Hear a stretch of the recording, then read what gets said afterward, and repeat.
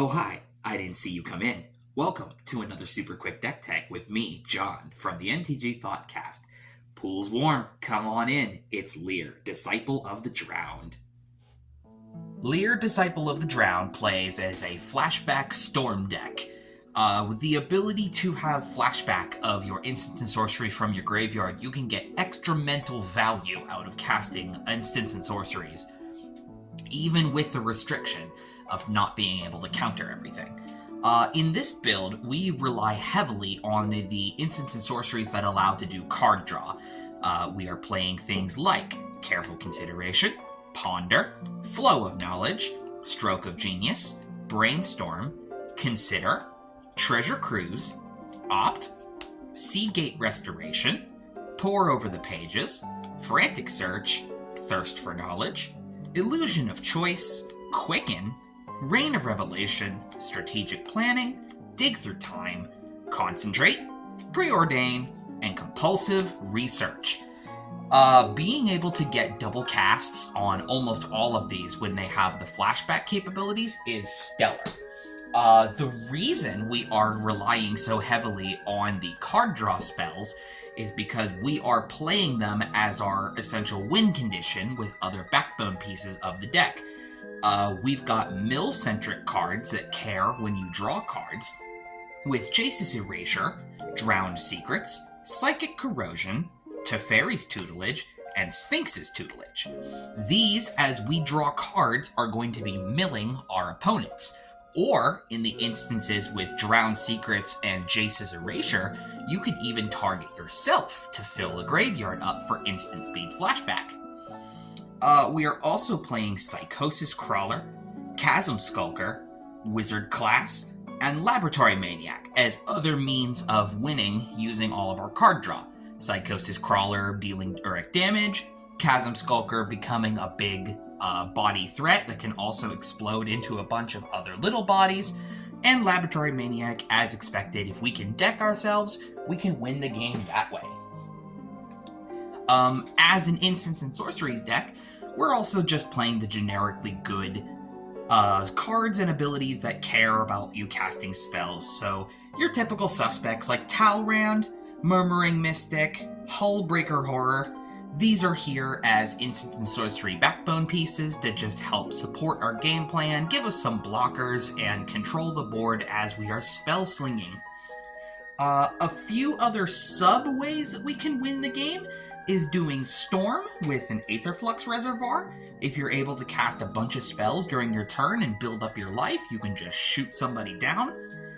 If you've also got the means to win using a couple turns in a row, using Temporal Manipulation, the only extra turn spell in the deck, but being able to flash this back to take essentially 2 turns in a row at minimum can help speed up your game plan drastically. We also have other support pieces in the deck, like Jace's Sanctum, to give us Scry and make our spells cost cheaper. Teferi's Angel's Insight to turn all of these card draw spells into double draw. Tasha's Hideous Laughter is a extremely fun spell to flashback, hitting up to 40 mana value from your opponents. That removes a lot of the threats coming your way.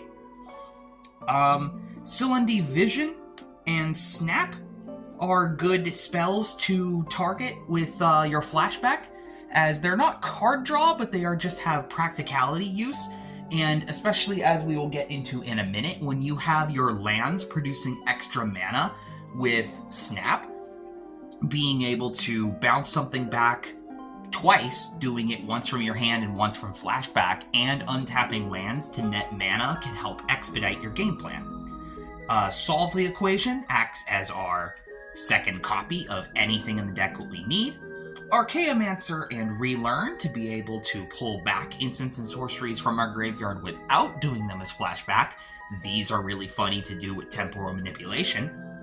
And we are playing an infinite combo engine of Paragon Drake and Deadeye Navigator. These two together produce infinite blue mana that can then be filtered into all of these previous spells to turn into a win. Lier, however, does become quite the big target when they are down in play. So we are also playing a suite of spot removal and protection. So to get threats off the board that could potentially kill us, we've got Suspend, Raven Form, Reality Shift, and Pungify. These are nice, cheap instants and sorceries that are also very practical to have Flashback from the graveyard because, again, since Lier says that spells can't be countered, we need other means to keep our board safe since we can't really play counter spells. So spot removal like these are critical. That being said, though, spells can't be countered does not mean that spells can't be redirected and spells can't be exiled.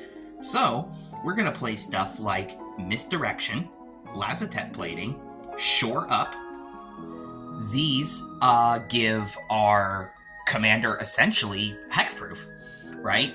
And getting them back from the graveyard as well as a flashback, they kind of double up their abilities and they blank removal spells. Lier becomes a big target when they read that spells can't be countered, so your opponents will think it's free game to just target them. But if you're holding these up, they'll keep them safe for quite a while. If stuff does land down on the board, we can also have flashback capabilities of Consuming Tide and Aetherize to bounce a bunch of creatures back to hand. And we can steal and bounce spells on the stack with Commandeer, Unsubstantiate, and Divide by Zero. These counter a spell, in air quotes there, but don't say counter, so they are free game to use. With Lier, they keep you safe for a turn without the means of having up counter magic. For kicks, though, we are also playing counterspell because there are going to be instances where Lier is not in play, and just having a hard counter to anything is very practical.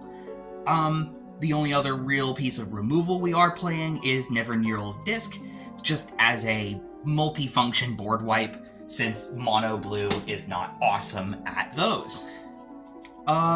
We need lots of mana to do all of these spell slinging, though.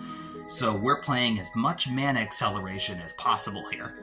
Thought Vessel, Liquimetal Torque, Commander's Sphere, Scepter of Eternal Glory, Midnight Clock, Sky Diamond. These will be our artifact backbone pieces that help us get to the mana we need to get down Lier, and to have the mana that we need to cast spells from our graveyard. Notable highlight for mana doubling is going to be High Tide. We do this from our hand, and then if we flash it back during the same turn, it stacks on itself. So for 2 mana, you can give your islands the ability to tap for 3 for the entire turn. We also have mana doubling up in the sense of the Immortal Sun, allowing all of our spells to cost 1 less, Caged Sun, and Gauntlet of Power, being able to pick blue for their colors, and those allow us to have extra mana for the turn. The rest of this deck is filled out with essentially basic islands, with some of your other utility pieces here or there, like Reliquary Tower and Ruined Atoll and Halimar Depths, things like that, but the mana-based slot is very flexible. We do want to rely basically on islands, though, since those are affected by our Gauntlet of Power and High Tide. And that's Lier, Disciple of the Drowned. A very simple to understand deck concept. You draw cards, you cast your spells, you flash them back, you do it again. It's one of my personal favorites for instants and sorcery spell slinging. It's very easy and as a concept to understand, and Lier itself adds a bit of randomness to the board since it says that all spells can't be countered, so you might just inherently accidentally hose somebody else's strategy when nothing of yours and nothing of theirs can be countered. It's very fun, very practical, and I hope you enjoyed this super quick deck tech video. If you like what you see, the deck list is in the description below, along with the link to our Discord channel where you can hang out with us there. Thank you so much for watching, and I'll see you all next time.